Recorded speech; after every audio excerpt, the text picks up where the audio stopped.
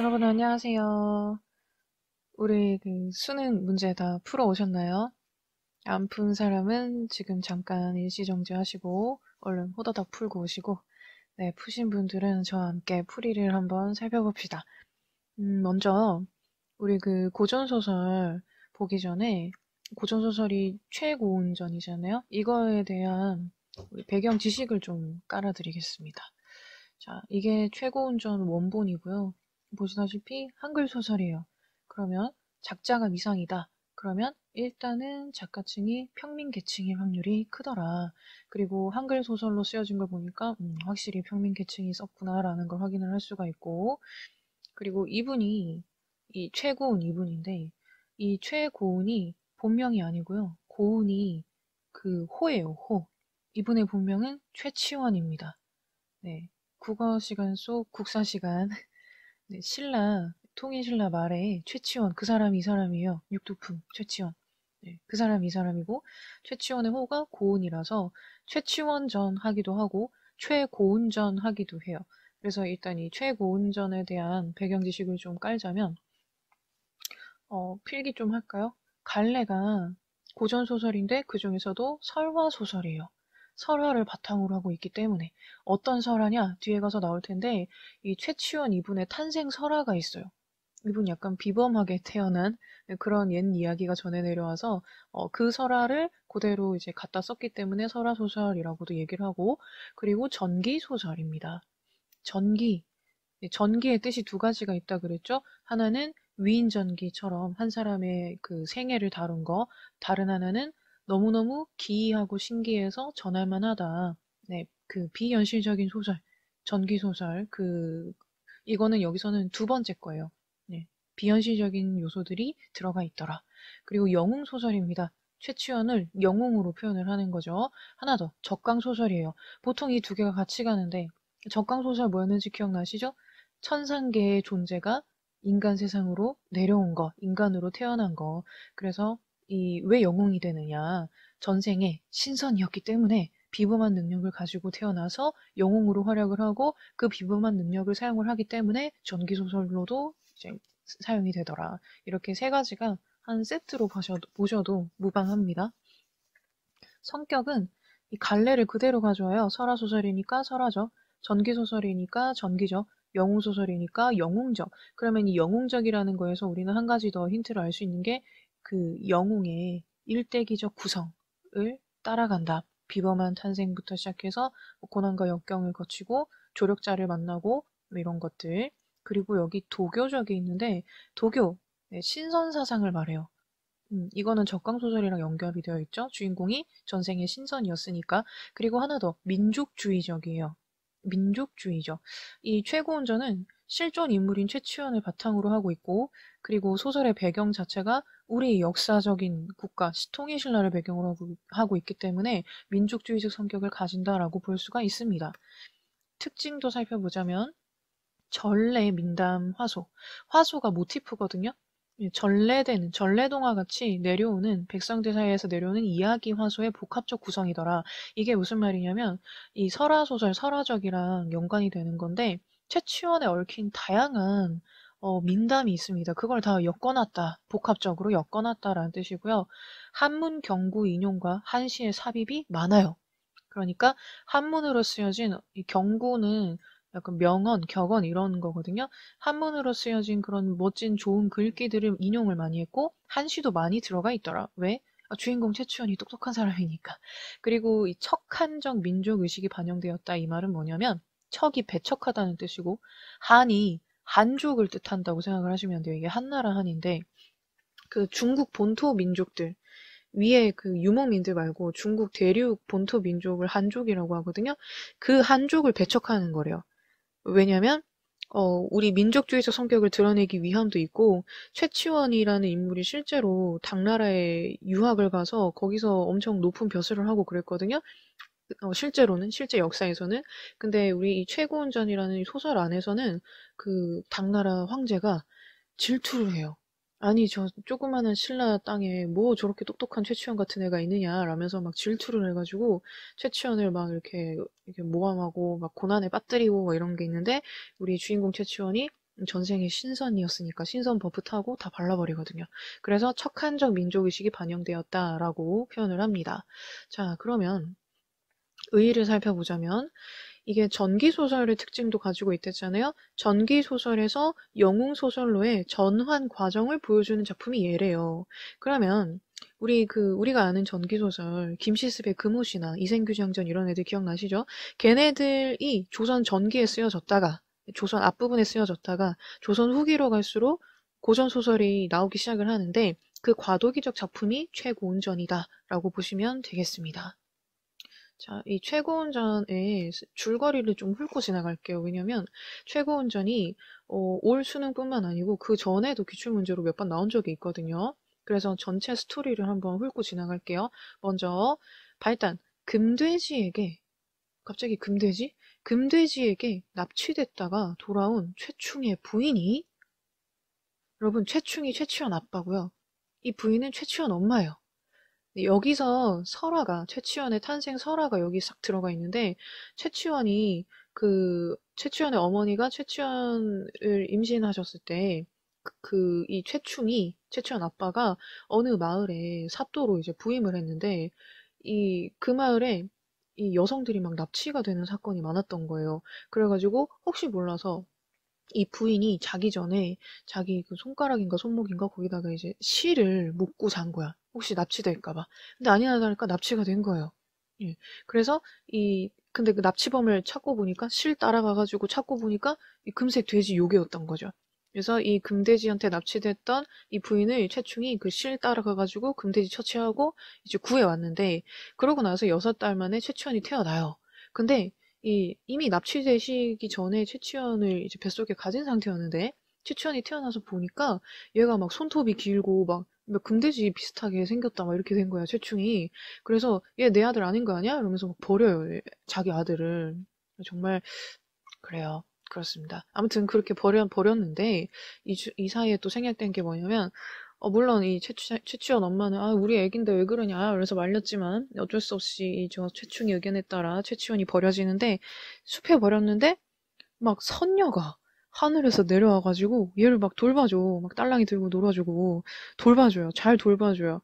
그래가지고 얘가 아니 청소년기까지는 아니고 미취학 아동기를 잘 거치고 이제 초딩쯤 됐을 때 얘가 너무 똑똑한 거예요. 예, 너무 똑똑해.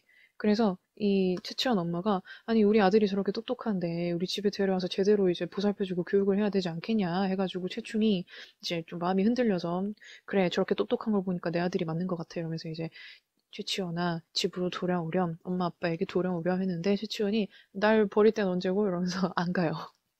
안 가고 그냥 그때부터 일찍 독립을 해가지고 이제 혼자 잘 크고 있는데, 최치원의 글 읽는 소리를 들은 중국 황제가 갑자기 나오죠. 이 중국 황제가 소머질 뭐 이런 게 아니라 최치원이 똑똑하다는 게 소문을 나가지고 중국까지 소문이 난 거예요. 그래서 이 중국 황제가 이제 슬쩍 이제 할 일이 없었는지 질투가 많이 심했는지 최치원 구경을 살짝 온 거지. 구경을 와서 이제 글 읽는 소리 들었는데 얘가 진짜 똑똑한 거예요. 그래서 이제 자존심이 상해가지고 아니 우리 대륙에 쟤보다 못한 사람이 있으면 안 되지 이러면서 두 학사 이 선비 똑똑한 사람을 보내서 최치원이랑 실력을 겨루겠는데 최치원이 이겼어요. 그래서 이 중국 황제가 두고 보자 이렇게 이를 갈고 갔는데, 이 최치원이 그 사이에 얘가 이제 고향을 떠나서 이 고을을 떠나서 그 수도로 갑니다. 수도에 왜 갔냐면 여기 나승상의 딸이 나오는데, 승상은 직책 이름이고요. 그 나승상네 그 외동딸이 있는데 이 사람 너무 예쁘다 이렇게 소문이 난 거예요. 그 소문을 듣고 치연이가 이 나승상의 딸과 결혼할래. 혼자 이렇게 큰 꿈을 가지고 경주로 가가지고 다짜고짜 나승상네 그 머슴으로 취직을 해요. 머슴으로 취직을 해서 이게 뭔가 약간 계략을 써가지고 이 나승상의 딸의 거울을 얘가 깨뜨려 버리거든요. 그래서 이제 최치원이 자기 이름을 숨기고 나는 이제 거울을 깨뜨린 노비다 해서 파경노라는 예명을 지어가지고 그 집에서 이제 일을 하면서 이제 나승상의 딸과 이제 아무도 모르게 이렇게 호감을 주고받으며 이렇게 하고 있는데, 그때 마침 이 중국 황제가 아까 이갈고 갔다 그랬죠. 중국 황제가 그 신라로 돌로 된 그 박스를 하나 보내요.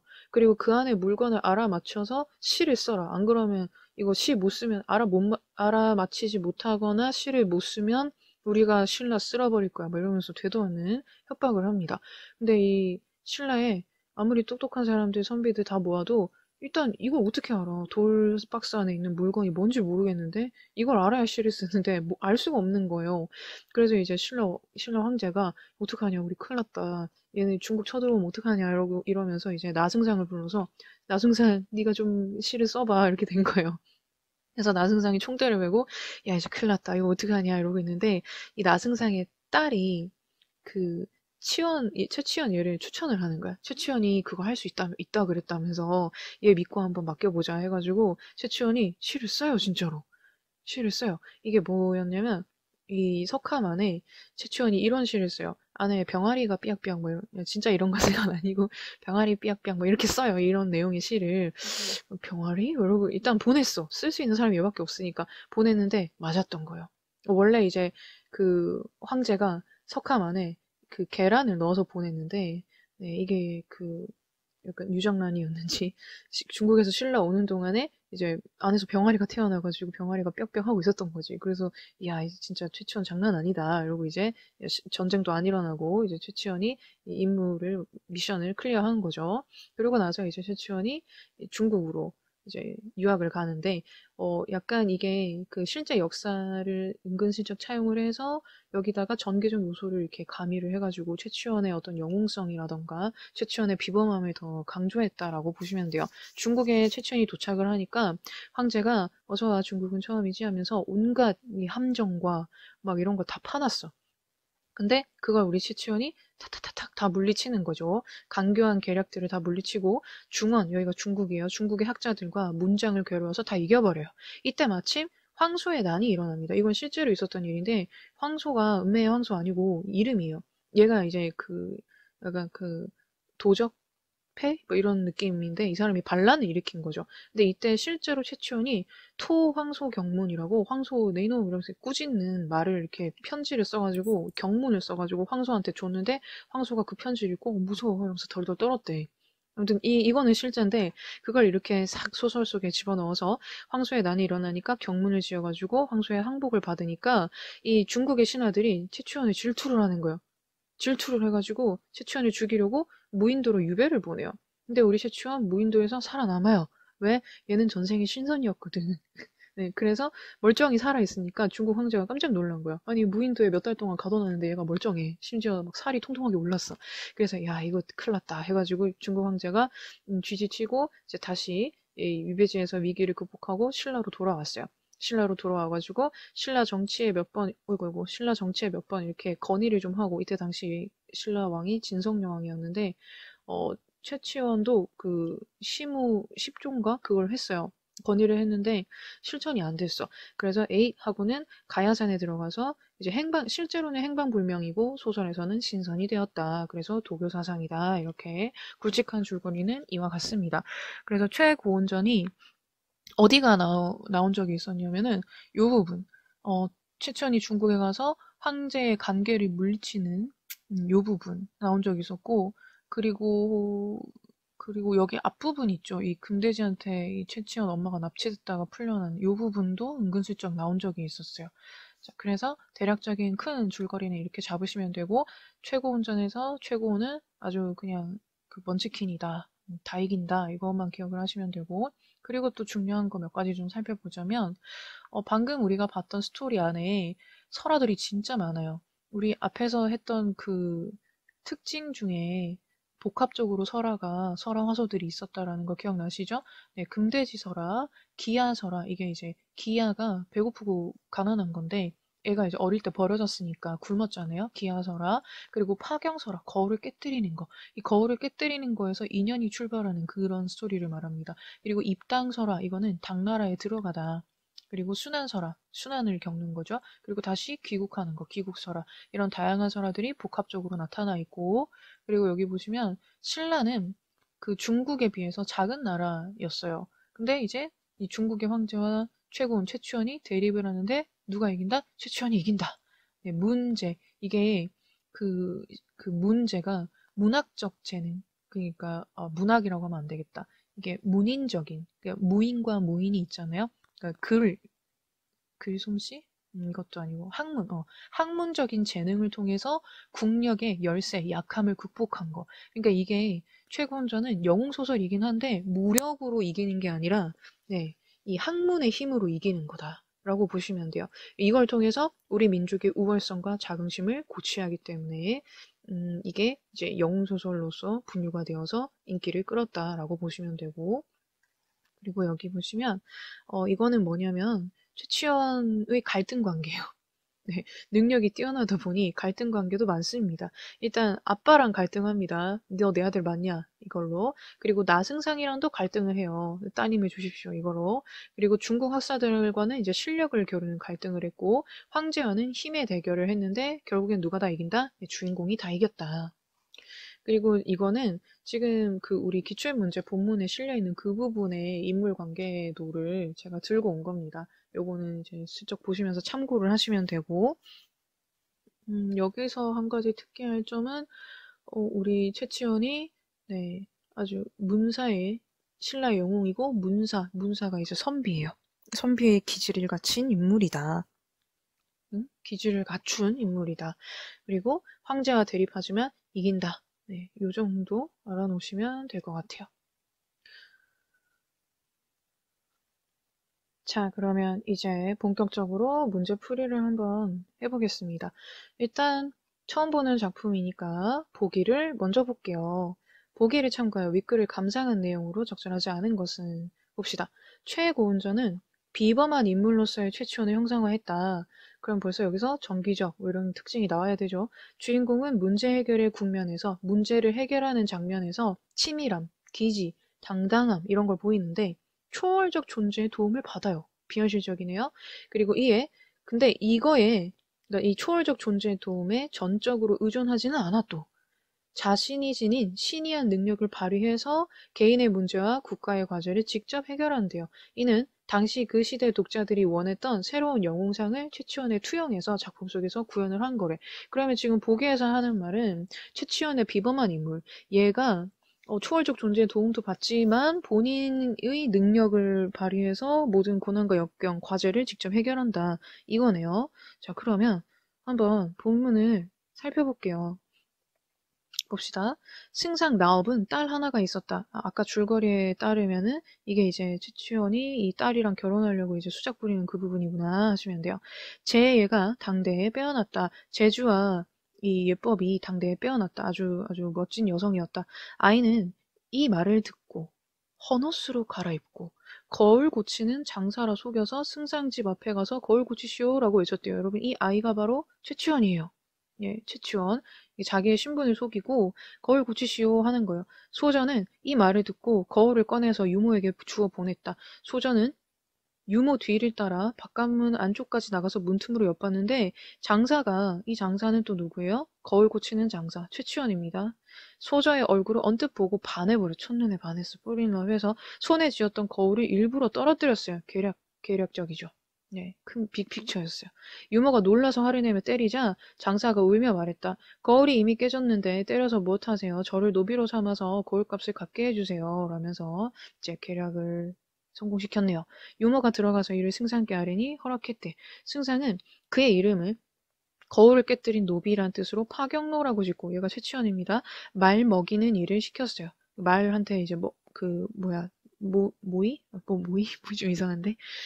말에게 만말을 주는 일을 시켰어요. 말들은 저절로 살이 쪄서 여인 것이 하나도 없었어. 신기하죠? 저절로 살쪘대. 왜냐? 하루는 천상의 선관들, 신선들입니다. 구름처럼 몰려와서 말 먹일 꼴, 이게 그 집단, 볕단 이런 건데 이거를 다투어서 그에게 줬대요. 그러니까 지금 이게 네, 파경루는 채취하는 말들을 풀어놓고 누워만 있고 신선들이 말 다 먹이고 이렇게 하는 거죠.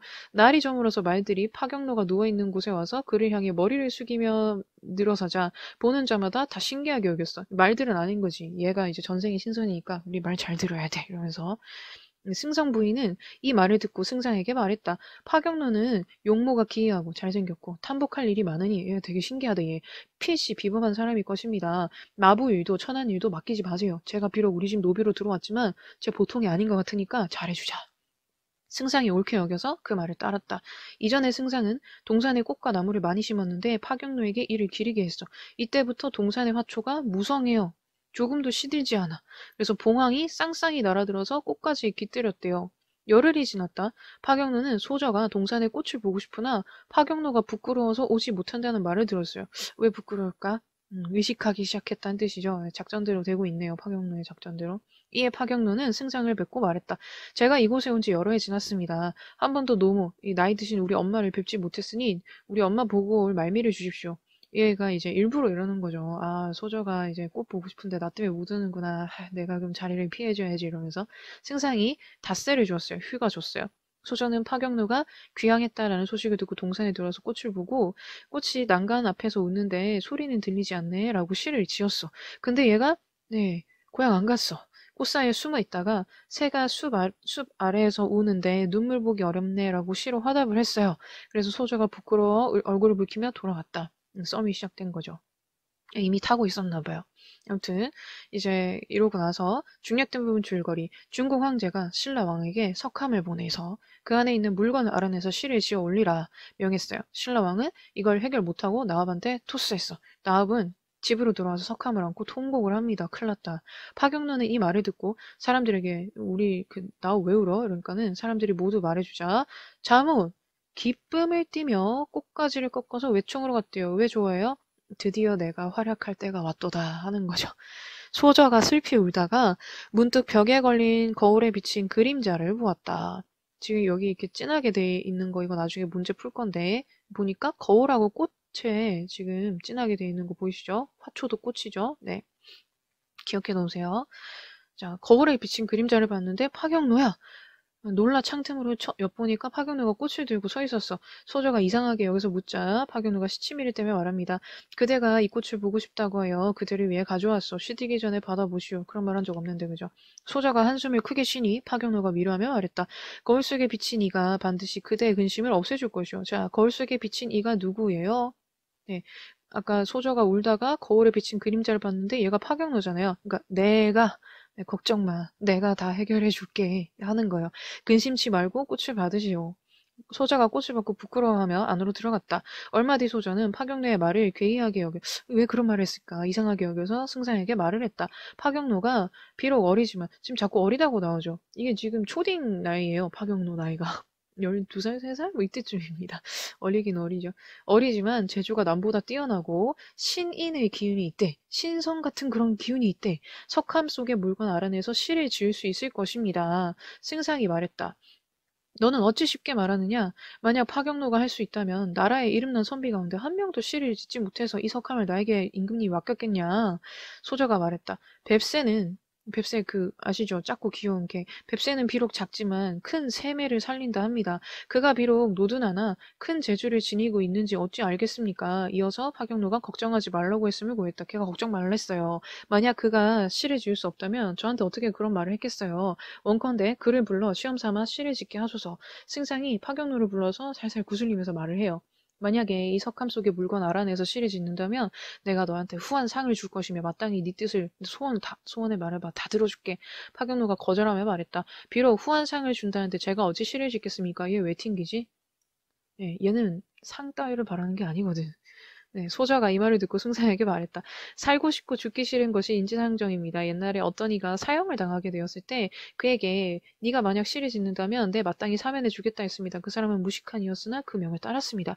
하물며 파경노는 문학이 넉넉해서 시를 지을 수 있지만 거짓으로 못하는 척하고 있다. 지금 아버님께서 그를 겁박하시면 어찌 삶을 좋아하고 죽음을 싫어하는 마음이 없어 복종치 아니하겠습니까? 승상이 그럴듯하다 여기고 파경노를 불러서 야, 내가 진짜 다 해줄게, 다 해줄게. 이러면서 좀 더 이렇게 꾸으니까 파경노가 알겠다면서 그럼 내가 이제 시를 지으면은 따님하고 결혼시켜주세요. 이렇게 해가지고 뭐야 이놈이 하다가 그래 한번 해봐라 했는데 뭐 결국 그 뒤에 결혼을 하고 뭐 이렇게 되고 중국 가서 이제 황제 바르고 뭐 이렇게 됩니다.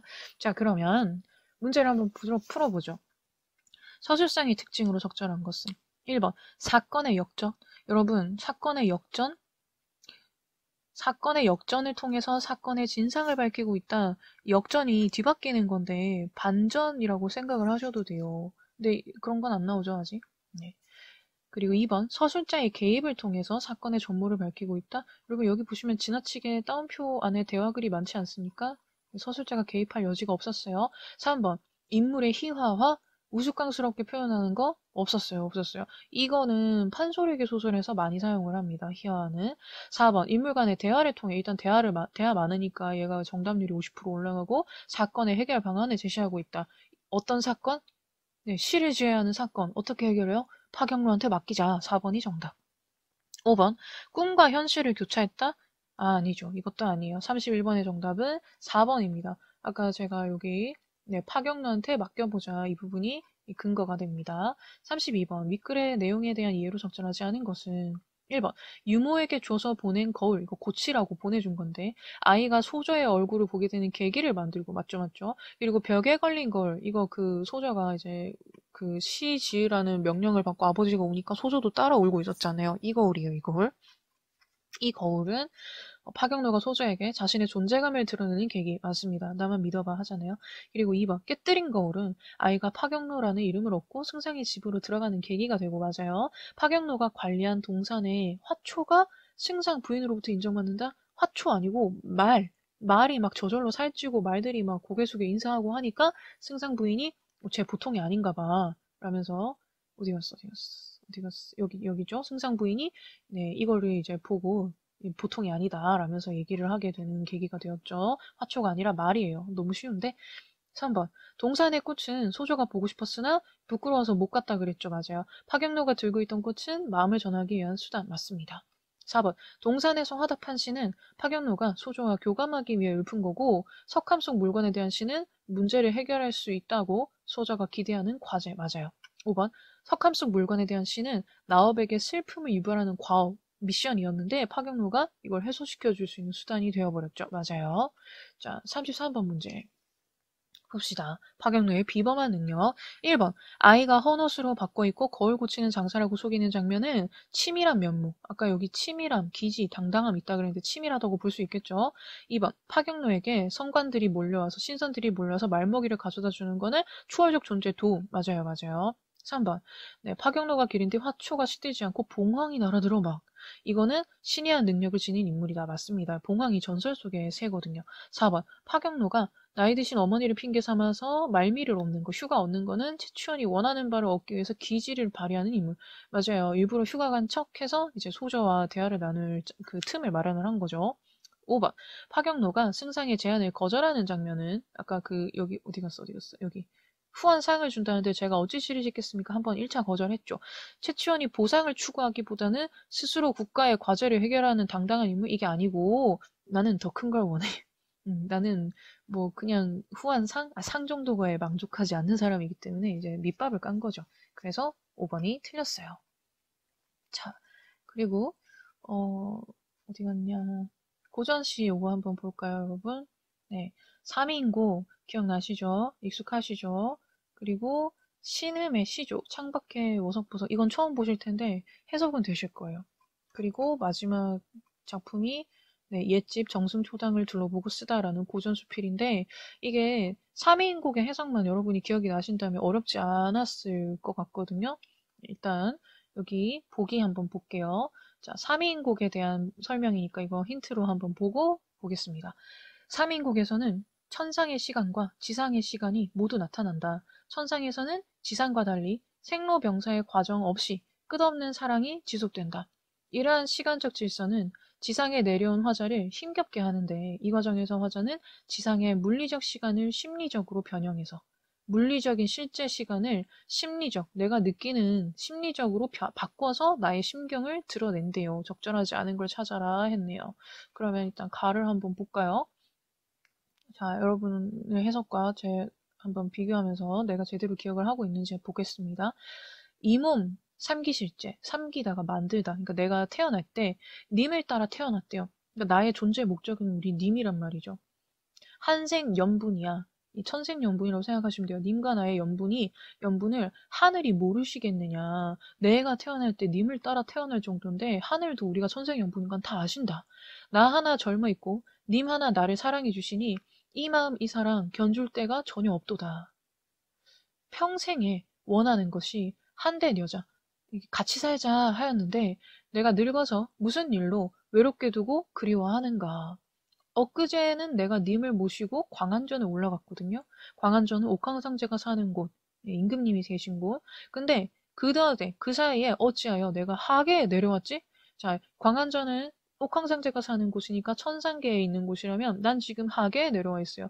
사랑하는 사람은 우리 님은 천상계에, 나는 인간 세상에. 그러니까 님과 나의 사이가 너무 멀어요. 올 적에 빗은 머리, 내가 하계에 내려올 적에 곱게 빗고 왔던 머리가 헝클어진 지 3년이래요. 3년이 지났어. 유배온 지 3년이 지났다는 뜻이죠. 제가 여기 41번에 1번 근거다라고 표시를 해놨는데 한번 볼까요, 바로. 여기 보시면은 가와 다 모두 인간의 외양이 변화하는 상황에 대한 안타까움이 나타나 있다. 지금 나의 머리가 헝클어졌잖아요. 그거에 대해서 이제 가에서는 이 외양이 변한 거 여기서 찾을 수가 있는데 제가 이제 다에는 X를 쳐놨는데 이건 뒤에서 한 번 더 확인을 하겠습니다. 계속 볼게요. 연지분, 이거 화장품이죠. 연지분은 있지만은 누굴 위하여 내가 예쁘게 치장을 할 것인가. 이 연지분 때문에 화자의 성별이 여성이다라는 걸 추측을 할 수가 있고요. 마음에 맺힌 시름을 나의 금신 걱정이 첩첩이 쌓여 있어요. 그래서 짓는 건 한숨이요. 지는 건 눈물밖에 없대. 나 너무 슬퍼. 인생은 유한한데, 인생은 유한해. 길이가 짧은데, 시름은 끝이 없어. 뭐는 어떤데 뭐는 어떻다. 대꾸법. 무심한 세월은 물 흐르는 듯 하는구나. 여기 이 무심이란 말도 두 가지 뜻이 있어요. 첫 번째, 욕심이 없다. 두 번째, 진짜 무심하다. 너 왜 이렇게 무심해? 할 때 그 무심. 얘는 두 번째예요. 아니, 나는 지금 임금님하고 사랑하는 사람하고 이렇게 헤어져가지고 슬퍼 죽겠는데 세월은 무심하게 계속 그냥 흘러만 가고 있어. 내 마음도 모르고. 염랑이 때를 알아 가는 듯 고쳐오니 이게 날씨인데요. 뭐야, 갑자기 그 말이 생각 안 나네? 여름에 그 공포, 남, 남양, 남양 특집 할 때 그거예요.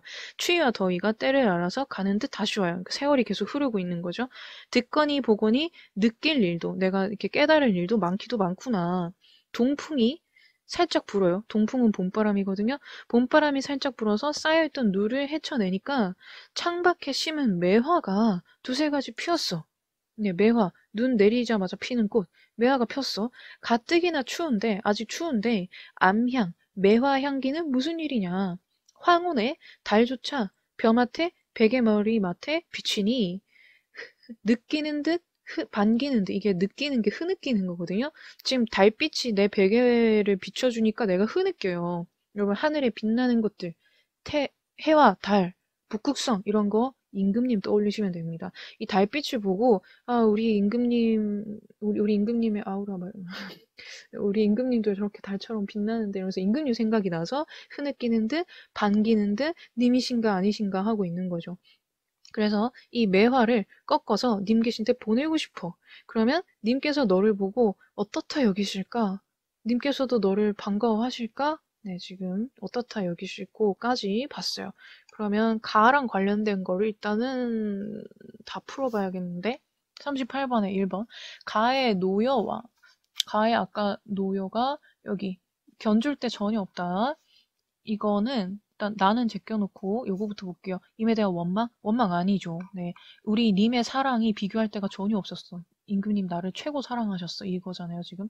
가에서 하는 거야 여기. 무심한 세월은 물 흐르듯 하는 거야. 이거는 화자의 의지를 단정적인 종결형? 아니죠. 이거 화자의 의지가 아니죠. 세월이 흘러가는 건 화자의 의지가 아니니까요. 일단 가만 보고도 1번, 2번이 제껴지네요. 3번 가의 매화는 화자와 동일시되는 자연물? 이건 맞아요. 네, 맞는데 나가 아니래. 일단 좀 이따 볼게요. 그리고 4번 가에 무슨 일고 예.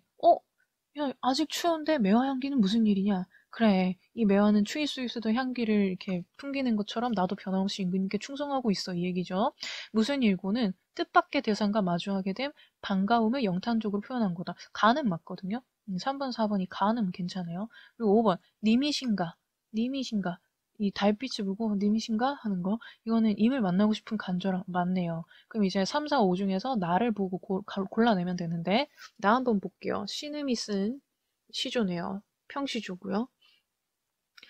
창밖에 워석버석, 이거 워석버석이 그 소리예요, 소리. 낙엽 밟는 소리. 의성어. 그래서 이렇게 뭔가 낙엽 밟는 바삭바삭 이런 소리가 나니까 님이신가? 일어나서 봤어. 5번이 정답이네. 님을 만나고 싶은 거잖아. 그죠? 일어나서 보니까 해란 해경에 낙엽이 무슨 일이냐. 해란 해경 난초핀 지름길에 낙엽 소리였대 이게. 속았어요. 그래서 어즈버 감탄사 유한한 간장 내 애간장이 다 끊어질 뻔했대요. 네. 그래서 38번의 정답은 5번이 확실하네요. 가나 봤는데 또 풀 수 있는 거 없나? 이거 봐야 되네요. 39번. 봅시다. 1번. 임과 연분을 하늘과 연결짓는 거. 그러니까 천생연분 하늘대 안다 이런 말이 있었죠. 임과의 사랑이 천상의 시간 질서처럼 끝없이 이어지기를 바라는 마음이 반영된 거다. 맞아요. 2번. 나 하나 젊어 있고 그리고 늙어서 무슨 일로 이별했지? 요거 두 개 나오는 젊어 있고 늙어야 이걸 통해서 화자가 천상의 시간에서 벗어나서 지상의 시간으로 편입되었다. 맞아요. 하계로 내려왔잖아 나는. 3번. 3년 전을 엊그제로 인식하는 것에서 3년 전을 엊그제로 인식한다? 엊그제 님을 매시고 있었잖아요. 근데 내가 지금 머리가 헝클어진 지 3년이잖아. 3년 전을 이 사람은 엊그제로 인식을 하는 거죠. 자기 그 주관적으로, 심리적으로. 그래서 여기서 인과 함께한 기억이 아직도 선명하게 엊그제 같아. 지상의 물리적 시간이 심리적으로 압축되어 있는 거 맞아요. 인생은 유한한데 무심한 세월은 그냥 흘러가요. 지상의 시간적 질서에 따라서 소망을 이룰 수 있는 시간이 줄어들고 있는 것에 대해서 불안한 마음 엿볼 수 있다. 괜찮아요. 염량이 가는 듯 고쳐온다라는 인식에서 인과의 관계 단절에 따른 절망감으로 인해서 지상의 물리적 시간이 심리적으로 지연되고 있다? 지연되고 있다? 지금 이게 사계절이 돌고 돌아서 계속 온다. 사계절이 와 그리고 또 떠나 그건데 이게 지연된다? 느린 게 아니라 빠르게 느껴지는 거거든요. 가속되고 있는 걸로 보셔야 돼요. 그래서 5번이 정답이에요. 나랑 이제 가 문제는 여기 이거 했나? 우리 이거 하다 말았죠? 그죠? 네. 이거 가만 보고 얘도 한번 해볼게요. 추려볼게요. 아까 1번은 여기 외양이 변하는 머리가 헝클어진 지 3년이다 라는 거에서 안타까움의 정서를 찾을 수 있다고 볼 수 있어요. 일단 다는 안 봤지만 가에 대한 것만 추려볼게요. 가와 다 모두 오래된 것보다 새로운 거 더 중요 이런 얘기 아니죠. 그리고 X 가와 다 모두 자신이 있는 공간에서 그 공간에 부재하는 님을 떠올리는 상황. 예, 맞네. 괜찮네. 그리고 가에는 인생의 허무함 아니죠 지금 님에 대한 그리움. 4번 완전 제끼시고 5번 가에는 과거와 달라진 타인의 마음에 대한 이 님이 나를 더 이상 사랑하지 않잖아요. 이것도 괜찮은 것 같아요. 그럼 지금 제낀 게 2번이랑 4번 제껴놨네요. 이제 다를 보고 나머지 애들 풀면 될 것 같고 얘도 한번 해볼까요? 우리 나를 봤으니까 고요함은 소리나 움직임이 없이 잠잠한 상태인 외적 고요와 마음이 평온한 상태인 내적 고요로 구분할 수 있다. 이에 주목해서 나를 감상할 때 화자가 처한 상황과 그에 따른 심리는 고요함의 측면에서 이해할 수가 있대요. 또한 다에서 필자는 고요함의 통찰을 통해서 자신이 처한 공간에서 내적 고요를 추구하려고 하는데 이를 통해서 삶에서 느끼는 불편이나 슬픔을 이겨내는 동력을 얻고 있대요. 오케이. 그러면 일단 나부터 가려보겠습니다. 1번. 나에서 낙엽 소리가 창 안에서도 들린다는 거는 화자가 외적인 고요한 상태, 그치, 조용한 상태, 맞아요. 2번. 나에서 낙엽 소리를 이미 오는 소리로 착각했다는 거는 화자의 심리가 내적 고요 상태에 있지 못했기 때문이래요. 내적 고요는 여기 보시면 마음이 평온한 상태거든요. 내가 마음이 평온했다면 이게 발소리다 낙엽 소리다 분별을 할 수가 있었겠지. 근데 못했다는 거는 내적 고요 상태가 아니라는 거겠죠. 맞네요. 나머지는 이제 다를 봐야 되네. 다 한번 볼게요. 옛집 정승초당을 둘러보고 쓰다. 그럼 이 정승초당 옛집인 것 같은데 내가 옛날에 살던 집 그럼 이곳이 어떤 의미를 가지는지 한번 주목하면서 보겠습니다. 나는 예전에 장홍방의 길갓집 길가에 있는 집에 살았대. 그 집은 저작거리에 제법 가까워서 시끄러웠대요. 고요랑 거리가 먼데 문 옆에 한 칸짜리 초당이 있어서 볏짚으로 덮고 흙을 쌓았더니 그윽하고 조용해서 살만했대. 고요가 찾아왔네요. 그러나 초당이 동쪽으로 치우쳐서 햇볕을 받았기에 여름이면 너무 더웠다. 그래서 고요함이 더위를 이긴다라는 말을 당호로 정해서 문설주에 편액을 해서 걸어두고 위안을 삼았대요. 너무 덥지만 그 더움을 고요함으로 이긴다. 대저 보통 고요하면은 두 가지가 있으니 하나는 몸의 고요함이고 다른 하나는 마음의 고요. 이게 외적 고요, 이게 내적 고요가 되겠네. 몸이 고요한 사람은 앉고 눕고 일어나고 서는 등 모든 행동이 있어서 편안함을 취할 뿐이래. 마음이 고요한 사람은 천하 만사, 세상의 모든 일이 마치 촛불로 비춰보고 거북이로 점을 치는 듯하니 시원한 날씨와 더운 날씨가 무슨 상관이 있겠는가. 여러분, 촛불로 비춰보는 거, 거북이로 점을 치는 거, 이거는 세상의 모든 일에 초연하다 이런 거예요. 그러니까 선명하게 본다기보다 약간 은은하게 보고 거북이로 점을 쳐서 본다. 이것도 이게 그 옛날 중국에 그 거북이 등 껍질에 불로 달군 쇠 막대기를 이렇게 탁 하면은 그 등껍질이 이렇게 갈라지는 모양에 따라서 점을 쳤다 그러거든요. 그게 맞겠어요, 그게? 그죠? 그러니까 이 세상 만사에 초연하다. 모든 걸 이제 뛰어넘었다, 초월했다, 이런 느낌으로 보시면 돼요. 그러니까 시원한 날씨와 더운 날씨가 아무 상관이 없어지게 되는 거지. 나는 그 모든 걸 뛰어넘게 되는 경지니까. 그러므로 고요함이 이긴다고 한 지금의 말은 마음의 고요함을 말한대요. 그러니까 이 사람이 지금 편에게 걸어둔 이 고요함이 더위를 이긴다. 이거는 이제 마음의 고요를 추구하는 거다라고 얘기를 하고 있네요. 계속 보시면 그 집에서 20년을 살고 이사했는데 그로부터 3년이 흐른 뒤 옛집을 찾아가 봤다. 그새 주인이 바뀐 지 여러 번이지만 집은 그대로였대. 은은하게 처마에 들어오는 산빛, 햇빛, 콸콸콸 담을 따라 도는 골짜기 물, 밀랍으로 발라 번들번들한 창문, 쪽빛으로 물들어 놓은 늘어진 천막 그대로래요. 내가 여기서 살던 시절은 우리 집안이 번성하던 때였대요. 선친께서, 우리 돌아가신 아버지께서 승명전에 봉직하실 때라 어딘진 모르겠지만 관직을 임했던 건가 봐. 퇴근하시면 밤이면 우리 형제들이 아버지를 모시고 앉아서 학문과 예술에 대해서 이야기를 나누고 옛일을 기록하거나 시를 읽거나 거문고를 들었으니 유중년의 옛일과 비슷하였대. 그 즐거움을 잊을 순 없고만은 다시 되찾을 순 없어. 그리워하고 있네. 서경이라는 책에 그릇은 새 것을 찾고 사람은 옛사람을 찾는다 라고 했대요. 추억을 하는 거죠. 집 역시 그릇과 같이 무언가를 담는 부류긴 한데 사람은 집이 아니면 몸을 붙여서 머물 데가 없고 집보다 더 거처를 많이 하는 것은 없으므로 집은 그릇보다는 사람에 가깝대. 즉 사람은 옛사람을 찾는 거잖아요. 옛집을 그리워한다는 뜻이에요. 어찌 그리워하지 않을 수 있으랴. 그렇지만 인간사가 벌써 바뀌어서 사물에 닿을 때마다 슬픔만 더하므로 이 집에 다시 살고 싶진 않아요. 왜냐?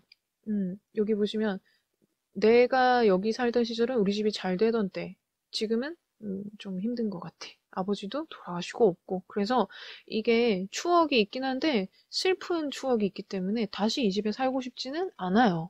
42번에 3번 근거라고 제가 달아놨는데 여기 보시면 새 집에 붙이고자 하는 당호의 의미를 통해 옛집에 다시 살고 싶어 한다? 나 살고 싶지 않다 그랬거든. 그래서 얘가 바로 정답이 됩니다. 계속 보면 마땅히 임원이 산림, 이제 자연 속에 집터를 보아서 집을 지어서 옛 이름의 편액을 걸어서 고요함이 더위를 이긴다. 그 옛날 그 편액을 걸어서 옛집에서 지녔던 뜻을 잊지 않으려고 한대. 옛집에 살고 싶진 않지만 그 뜻, 고요함을 추구하던 그 뜻은 내가 잊지 않으려고 한대요. 누군가는 자연 속에 이미 고요하잖아. 근데 또 고요함이 이긴다라고 하면은 야, 그거는 군더더기 아니야? 중복되는 표현이잖아. 라고 말을 할 수도 있을 것이라. 제가 여기 이제 이유라고 적어놨거든요. 군더더기인 이유가 이미 자연 속은 고요하니까 왜 한 번 더 말하냐? 라고 말을 할 수도 있을 건데 나는 이렇게 답을 하겠대. 고요한데 또 고요하니까 이거야말로 고요함이네. 그러니까 이 사람은 지금 고요한데 또 고요해요. 여기서 임원이 고요하다라는 말은 외적인 고요를 말해요. 조용한 거. 근데 그 안에서 나는 내적 고요를 추구하잖아요. 그래서 고요한데 또 고요하다라고 얘기를 하겠다라는 말이었습니다. 그러면 이제 남은 걸 해결을 해보자면 3번부터 볼게요.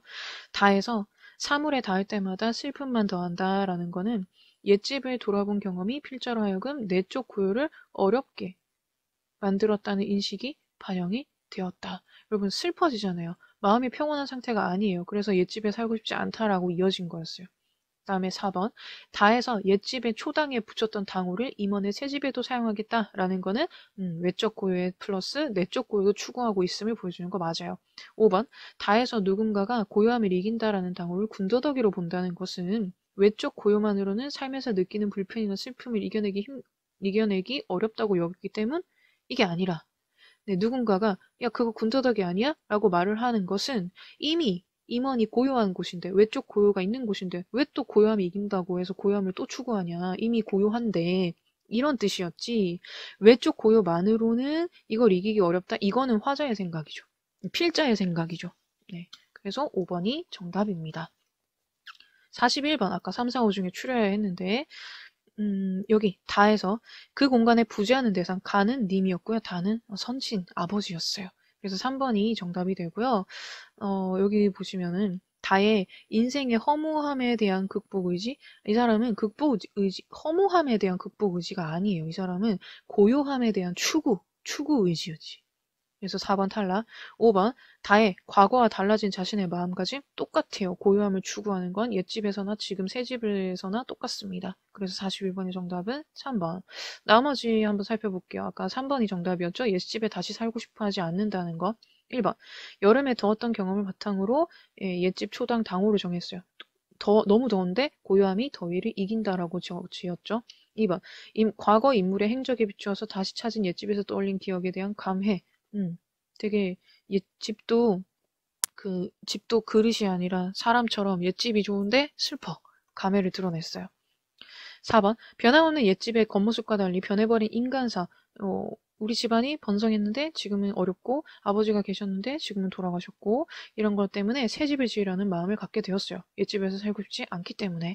5번 집이 그릇과 같은 부류이긴 하지만 사람을 담고 있으니까 옛집에 대한 그리움을 부각하고 있다. 맞아요. 사람을 담고 있으니까 사람도 옛사람이 좋듯 집도 옛집이 좋다. 하지만 거기에 살고 싶진 않다. 하지만 나는 옛집에서와 같이 고요함을 추구하고 싶다. 그래서 새 집에다가도 똑같은 편액을 지었다라고 결론을 내렸어요. 정답은 3번입니다.